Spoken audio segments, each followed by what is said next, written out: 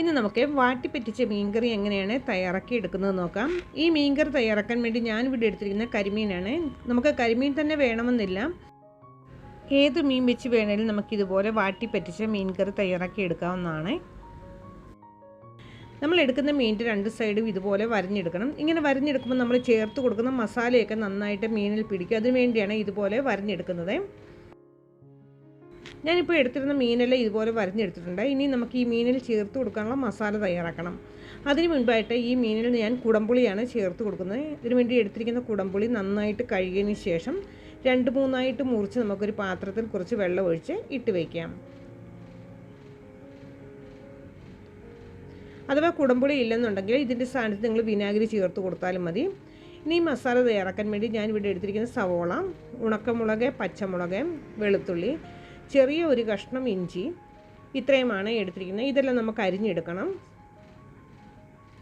സവോള അരിഞ്ഞെടുക്കുമ്പം നീളത്തിൽ കനം കുറച്ച് വേണം അരിഞ്ഞെടുക്കാനായിട്ട്.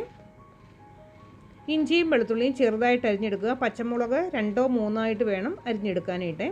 ഉണക്കമുളകും നമ്മൾ ചതച്ചാണ് ഇതിനകത്ത് ചേർത്ത് കൊടുക്കുന്നത്.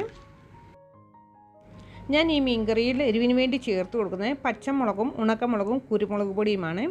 ഇതിനകത്ത് ഞാൻ മുളക് പൊടിയും മല്ലിപ്പൊടിയും ഒന്നും തന്നെ ചേർത്ത് കൊടുക്കുന്നില്ല. അതുപോലെ തന്നെ തേങ്ങയും തേങ്ങാപ്പാലും ഒന്നും ചേർക്കാതാണ് ഈ കറി തയ്യാറാക്കുന്നത്. വളരെ ടേസ്റ്റാണ്. വളരെ കുറച്ച് സാധനങ്ങൾ ചേർത്താണ് നമ്മൾ ഈ കറി തയ്യാറാക്കി എടുക്കുന്നത്. ഞാനിപ്പോൾ ഇതെല്ലാം ഇതുപോലെ അരിഞ്ഞെടുത്തിട്ടുണ്ട്. ഇനി ഉണക്കമുളക് നമുക്ക് ചതച്ചെടുക്കണം. ഉണക്കമുളക് ചതച്ചെടുക്കുമ്പോൾ ഒത്തിരി നന്നായിട്ട് ചതച്ചെടുക്കണ്ട. നമ്മൾ എടുത്തിരിക്കുന്ന മുളകെല്ലാം നന്നായിട്ടൊന്ന് പൊട്ടി വരത്തക്ക രീതിയിലൊന്ന് ചതച്ചെടുത്താൽ മതി.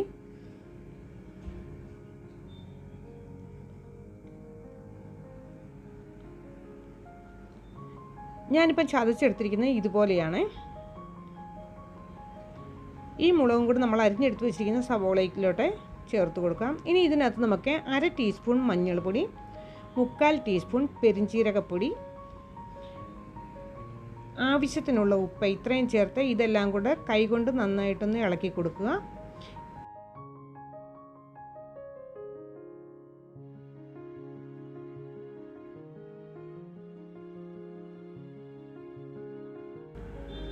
അതിനുശേഷം ഇതിനകത്തോടെ കുരുമുളക് പൊടി കൂടി ചേർത്ത് കൊടുക്കാം. കുരുമുളക് പൊടി നിങ്ങൾ എരിവിന് വേണ്ടി ചേർത്ത് കൊടുക്കുമ്പോൾ നിങ്ങൾക്ക് എരിവ് കൂടുതൽ വേണമെന്നുണ്ടെങ്കിൽ കുരുമുളക് പൊടി ചേർക്കുമ്പോൾ കുറച്ച് കൂടുതൽ ചേർത്ത് കൊടുത്താൽ മതി. കുരുമുളക് പൊടി ചേർത്തതിന് ശേഷം നമ്മൾ വെള്ളത്തിലിട്ട് വെച്ചിരിക്കുന്ന കുടംപുളി കൂടി ഇതിനകത്തോടെ ചേർത്ത് കൊടുത്ത് കൈകൊണ്ട് നന്നായിട്ടൊന്ന് തിരുമ്മി പിടിപ്പിക്കുക. അഥവാ നിങ്ങൾ കുടംപുളിയുടെ സ്ഥാനത്ത് വിനാഗിരിയാണ് ചേർത്ത് കൊടുക്കുന്നതെങ്കിൽ നമ്മൾ ഈ മസാല മിക്സ് ചെയ്യുന്ന സമയത്ത് തന്നെ വിനാഗിരി കൂടി ചേർത്ത് മിക്സ് ചെയ്തെടുക്കുക. ഞാൻ ഈ മീൻകറി തയ്യാറാക്കുന്നത് മൺചട്ടിയിലാണ്. മൺചട്ടിയിൽ മീൻകറി തയ്യാറാക്കുമ്പോൾ നല്ല ടേസ്റ്റാണ്.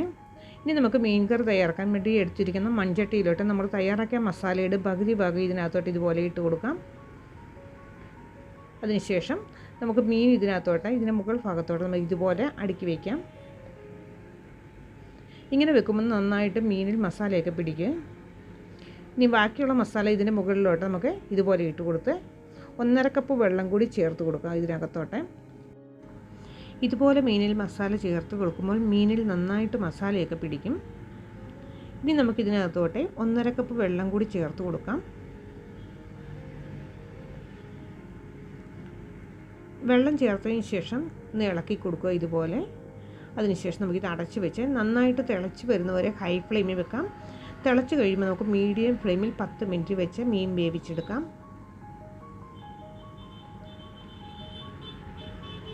ഇപ്പം 10 മിനിറ്റ് ആയിട്ടുണ്ട്. നമ്മുടെ മീൻകറി വെന്ത് വന്നു. ഫ്ലെയിം ഓഫാക്കാം. ഫ്ലെയിം ഓഫാക്കിയതിന് ശേഷം ഇതിൻ്റെ മുകൾ ഭാഗത്തോട്ട് കുറച്ച് കറിവേപ്പില ഇതുപോലെ വിതറിയിട്ട് കൊടുക്കുക. അതിനുശേഷം 2 ടീസ്പൂൺ വെളിച്ചെണ്ണ കൂടി ഇതിനകത്തോട്ട് ഒഴിച്ച് കൊടുക്കണം. വെളിച്ചെണ്ണയും കറിവേപ്പിലയും ചേർത്തതിന് ശേഷം നമുക്ക് പിന്നെയും 10 മിനിറ്റ് ഇതുപോലെ അടച്ച് വെക്കണം. ഇങ്ങനെ അടച്ച് വെക്കുമ്പോൾ നമ്മൾ ചേർത്ത് കൊടുത്ത വെളിച്ചെണ്ണയും കറിവേപ്പിലയും ഒക്കെ മീനിൽ നന്നായിട്ട് പിടിക്കും. അതിനുവേണ്ടിയാണ് നമ്മളിതുപോലെ അടച്ച് വെക്കുന്നത്. നമ്മൾ സാധാരണയായിട്ട് തയ്യാറാക്കി എടുക്കുന്ന മുളകരച്ച മീൻകറി, തേങ്ങ അരച്ച മീൻകറി, ഇതിൽ നിന്നൊക്കെ വളരെ വ്യത്യസ്തമായൊരു മീൻകറിയാണ് വാട്ടിപ്പറ്റിച്ച ഈ മീൻകറി. വളരെ കുറച്ച് സാധനങ്ങൾ ചേർത്ത് വളരെ ടേസ്റ്റായിട്ട് ഈ മീൻകറി നമുക്ക് തയ്യാറാക്കി എടുക്കാൻ പറ്റുന്നതാണ്. ഇപ്പം നമ്മുടെ വാട്ടിപ്പറ്റിച്ച മീൻകറി റെഡി ആയിട്ടുണ്ട്. ഈ മീൻകറി നമുക്ക് ചപ്പാത്തിയുടെയും ചോറിൻ്റെയും അപ്പത്തിൻ്റെയും ഇടിയപ്പത്തിൻ്റെയും ഒക്കെ കൂടെ കഴിക്കാൻ നല്ല ടേസ്റ്റായിട്ടുള്ളൊരു മീൻകറിയാണ്. വളരെ കുറച്ച് സമയം കൊണ്ട് വളരെ ടേസ്റ്റായിട്ട് തയ്യാറാക്കിയെടുക്കാൻ പറ്റുന്ന ഈ വാട്ടിപ്പറ്റിച്ച മീൻകറിയുടെ റെസിപ്പി നിങ്ങൾക്ക് ഇഷ്ടപ്പെട്ടെങ്കിൽ എല്ലാവരും ഒന്ന് ട്രൈ ചെയ്ത് നോക്കുക. അതുപോലെ ഇതുവരെ നിങ്ങൾ ഈ ചാനൽ സബ്സ്ക്രൈബ് ചെയ്തിട്ടില്ലെങ്കിൽ സബ്സ്ക്രൈബ് ചെയ്യാൻ മറക്കരുത്. സബ്സ്ക്രൈബ് ചെയ്യുമ്പോൾ അടുത്തുള്ള ബെല്ലൈക്കൺ കൂടി ഒന്ന് അമർത്തുകയാണെങ്കിൽ ഞാനിടുന്ന ഇതുപോലുള്ള ചെറിയ ചെറിയ വീഡിയോകളുടെ നോട്ടിഫിക്കേഷൻ നിങ്ങൾക്ക് ലഭിക്കുന്നതാണ്. വളരെ ടേസ്റ്റി ആയിട്ടുള്ള ഈ വാട്ടിപ്പറ്റിച്ച മീൻകറി റെസിപ്പി നിങ്ങൾക്ക് ഇഷ്ടപ്പെട്ടെങ്കിൽ വീഡിയോ ലൈക്ക് ചെയ്യാനും ഷെയർ ചെയ്യാനും കമൻറ്റ് ചെയ്യാനും മറക്കരുത്. Thanks for watching.